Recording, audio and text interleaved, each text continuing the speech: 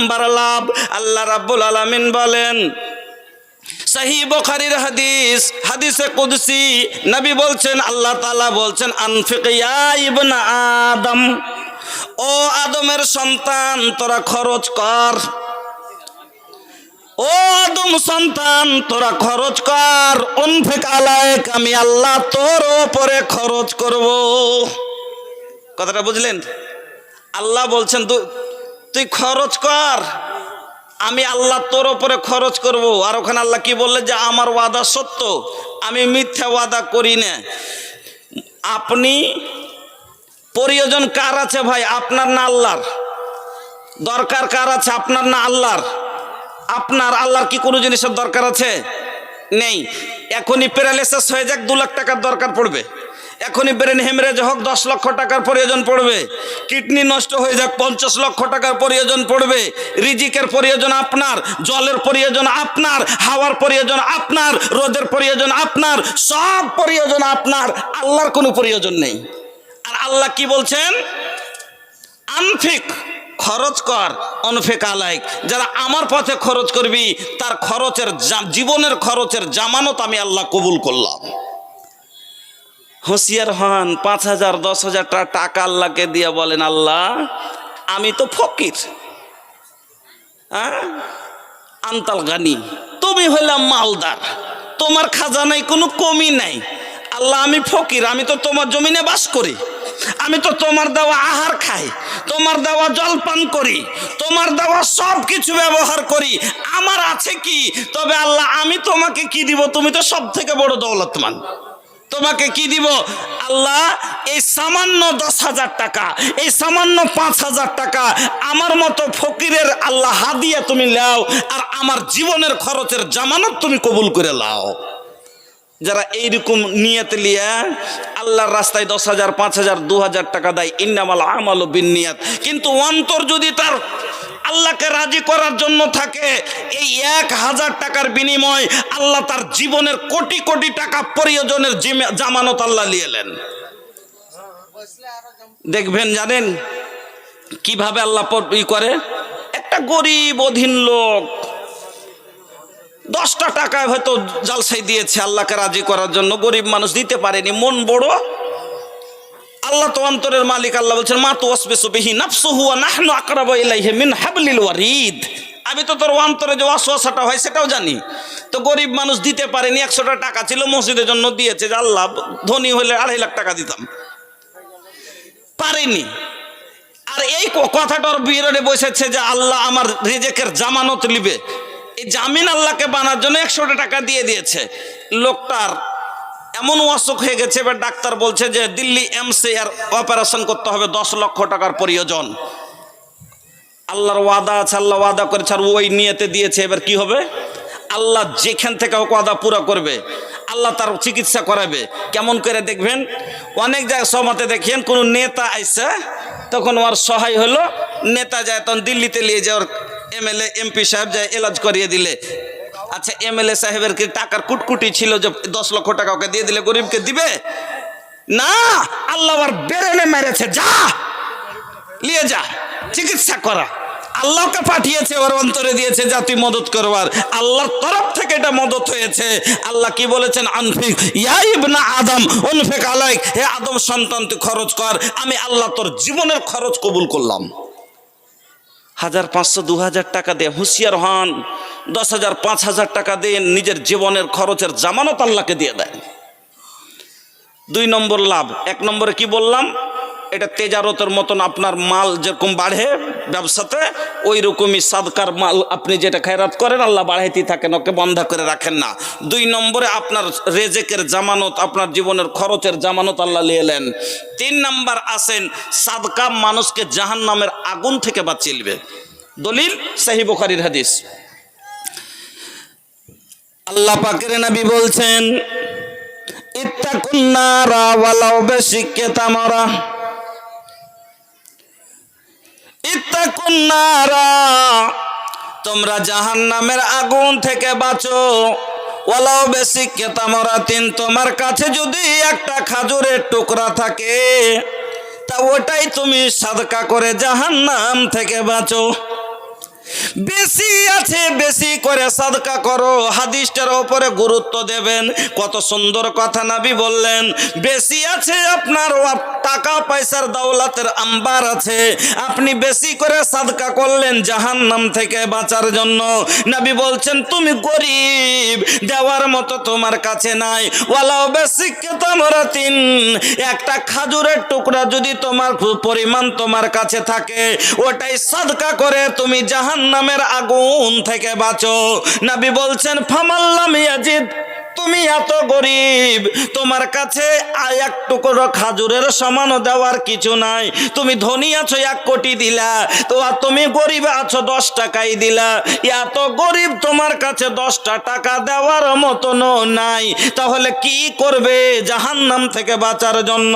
কেন সাদকা মানুষকে জাহান্নাম থেকে বাঁচিয়ে নেবে। নবী বলছেন ফামাল্লাম ইয়াজিদ, যদি সেটাও না পারো ফাবে কালেমাতিন তয়্যিবা, কাউকে একটা ভালো কথা বলো আর বলে তুমি ওটাকে সাদকা বানাও। এই হাদিস দ্বারা বোঝা গেল সাদকা মানুষকে জাহান্নাম থেকে বাঁচিয়ে নেবে। এই জন্য নবী এত গুরুত্ব দিয়ে বললেন যে তোমার কাছে যদি একটা খাজুরের টুকরা পরিমাণও কিছু থাকে, ওইটাই তুমি সাদকা করে জাহান্নাম থেকে বাঁচার পথ করে লাও। সহি হাদিস, একবারে শেখ বসে আছেন, সেই বুখারীর হাদিস। সাদকা মানুষকে জাহান্নামের আগুন থেকে বাঁচিয়ে নেবে। এই জন্য নবী বললেন তুমি বেশি আছে বেশি করে সাদকা করে সাদকা করো করে জাহান্নাম থেকে বাঁচো। নাই, গরিব মানুষ তোমার একটা খাজুরের টুকরা পরিমাণে জিনিস জুটছে, সেটাই সাদকা করে জাহান্নাম থেকে বাঁচার রাস্তা করো। ফামাল্লাম ইয়াজিদ, তোমার সেটুকুও দেওয়ার মতো নেই, নবী বলছেন ফাবে কালেমাতিন তয়্যিবা, একটা ভালো কথা তো কাউকে বলতে পারবে। কেউ নামাজ পড়ে না, যদি বলেন যে ভাই নামাজটা পড়ো, একটা সাদকা করার নেকি পাবেন, একটা সাদকার নেকি পাবেন। তবে নবী বলছেন কিছু না দিতে পারলে একটা ভালো কথা তো দিতে পারবা মানুষকে, ওটাই কি সাদকা বানাও জাহান্নাম থেকে বাঁচার জন্য। বন্ধুরা আমার, 3 নাম্বার লাভ আপনাকে বলে দিলাম। 4 নাম্বার লাভ, আল্লাহ পাকের নবী বলছেন মা নাকাসা সাদাকাতুম মিন মালিন, সাদকা যারা করে তার মাল কোনোদিন ঘটে না, তার অভাব আসবে না, তার হাত খালি হবে না। আল্লাহ পাকের নবী বলছেন সে তার বাড়িতে অভাব থাকবে না। 5 নাম্বার লাভ, সহি বুখারীর হাদিস, নবী বলছেন ফেরেশতা দানকারীদের জন্য দোয়া করে। কি দোয়া করে? নবী বলছেন মা মিন ইয়াউমিন ইসবাহুল ইবাদু ফিহি ইল্লা ওয়া মালাকানে ইয়ানজিলানে ফায়াকুলু আহাদুহুমা আল্লাহুম্মা আতি মুফিকান খালাফা ওয়া ইয়াকুলুল আখারু আল্লাহুম্মা আতি মুমসিকান তালাফা। जगह जमीन सोना चांदी और रुपया रह जाई सब यही जे बाबू हो कमैया।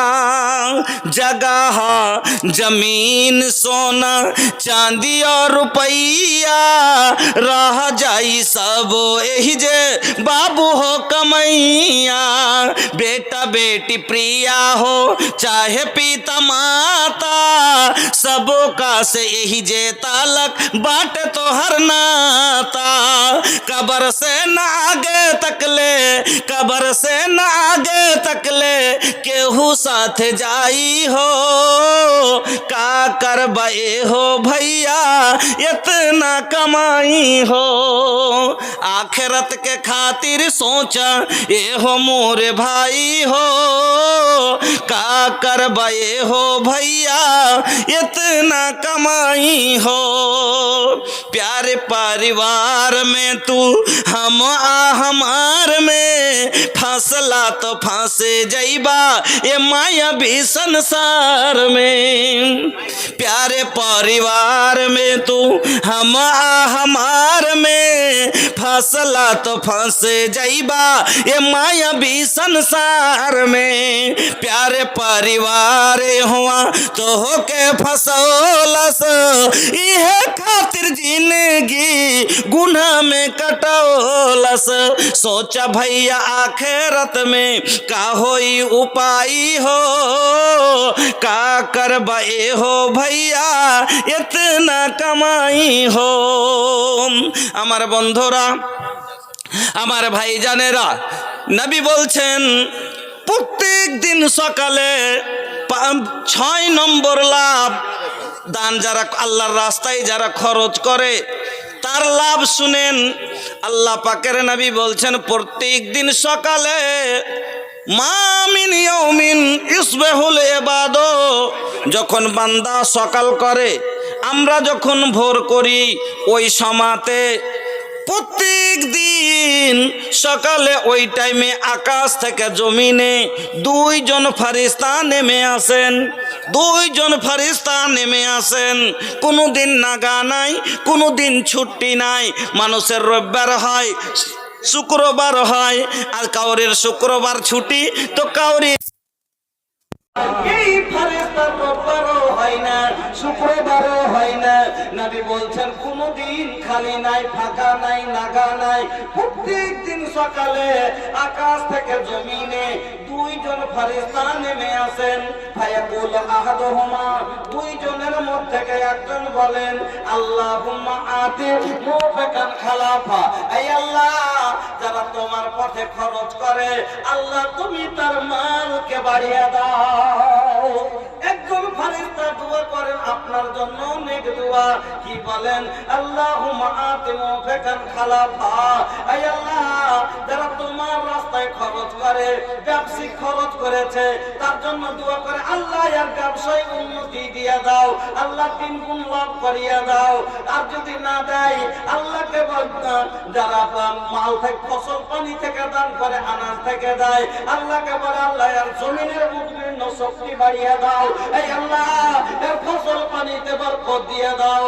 ও ফায়াকুল আহাদুহুমা আল্লাহুম্মা আতি মুফিকান খালাফা ওয়া ইয়াকুন, আর দ্বিতীয় ফায়াকুল আখারু, দ্বিতীয় ফেরেশতা বলেন আল্লাহুম্মা আতি মুমসিকান তালাফা, এই আল্লাহ দ্বিতীয় ফেরেশতা বদদুয়া করে কি বলে এই আল্লাহ যারা তোমার পথে খরচ করে না, নেক কাজে দেয় না, এই আল্লাহ তার মালকে তুমি বরবাদ করে দাও, তার মালকে ব্যবসায় তুমি লস লাগিয়ে দাও, এর ফসলে আন্ধি চালিয়ে দাও, এর ধানে সেরা বৃষ্টি দিয়ে দাও, এই আল্লাহ এর বাড়িতে বেমার দিয়ে দাও, দিয়ে এর মালকে বরবাদ করে দাও। ও বন্ধু, ফেরেশতার বদদুয়া নিয়েন না, বাড়ি বরবাদ হয়ে যাবে। ফেরেশতার বদদুয়া যদি লেগে যায় বাড়ি বরবাদ হয়ে যাবে। ফেরেশতার নেক দোয়া লেন, বাড়ির অভাব অনটন শেষ হয়ে যাবে।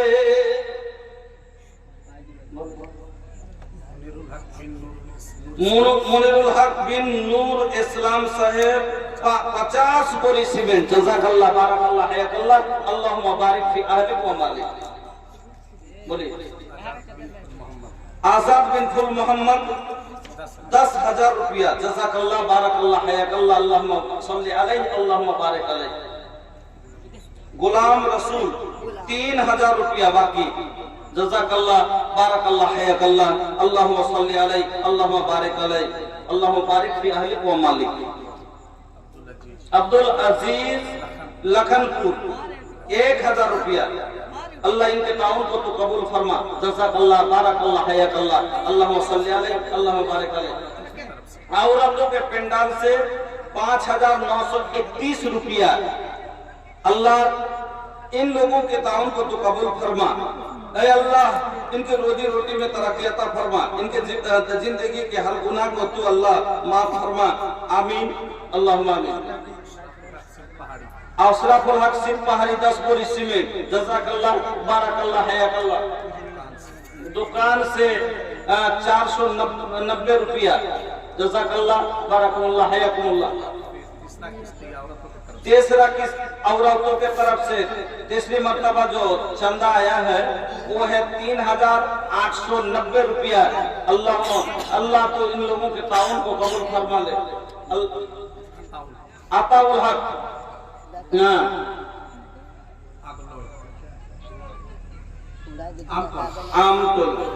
मोहनपुर से 5000 रुपया, जज़ाकल्लाह बारकल्लाह हयाकल्लाह। अच्छा, मुमताज साहब छत्तल्ला से 5000 रुपया, जज़ाकल्लाह बारकल्लाह हयाकल्लाह। इकरामुल हक छत्तल्ला मोहनपुर से 5000 रुपया, अल्लाहुम्मा सल्ली अलैहि अल्लाहुम्मा बारिक अलैहि। तमीजुद्दीन साहब मजलाडी से 5000 रुपया, अल्लाहुम्मा सल्ली अलैहि अल्लाहुम्मा बारिक अलैहि। समूद आलम मजलाडी से 5000 रुपया, जज़ाकल्लाह बारकल्लाह हयाकल्लाह। नूर इस्लाम साहब, अच्छा जमीरुल नूर इस्लाम, 10 बोरी सीमेंट, अल्लाहुम्मा बारिक लहुम फीमा सबतहुम वगफिर लहुम वरहमहुम। ऐ अल्लाह सबके ताउन को तू कबूल फरमा। ऐ अल्लाह इनका अहवाल में से जो भी कब्र में जा चुके हैं, ऐ अल्लाह उनके कब्र को तू नूर से मनव्वर कर दे। ऐ अल्लाह इनके मरहुमीन को तू बख्श दे। ऐ अल्लाह इनके रोजी रोटी में तरक्की अता फरमा। ऐ अल्लाह इनके कारोबार में तरक्की अता फरमा। आमीन अल्लाहुम्मा आमीन। तो बंधुगण বসেন। তো আপনাদের সম্মুখে বলতেছিলাম, चलन के बेरिया हो, चलन के बेरिया हो, चलन के बेरिया संगवा के हो नहीं जाई, चलन के बेरिया। अरे भैया ये तो झारखंड बा, रौरे लगे जो खजाना बा वो हमरा लगे कहाँ बा? ये झारखंड बा, रउआ लगे कोयला के कान बा, पत्थरन के खान बा, और राउर पत्थर से देश भर में बनत मकान बा, वो रउरा झारखंड बा। जी जी। लेकिन हमनी बिहारियन के एगो आन बा, जिंदगी झंड बा फिर भी घमंड बा। वो कैसे?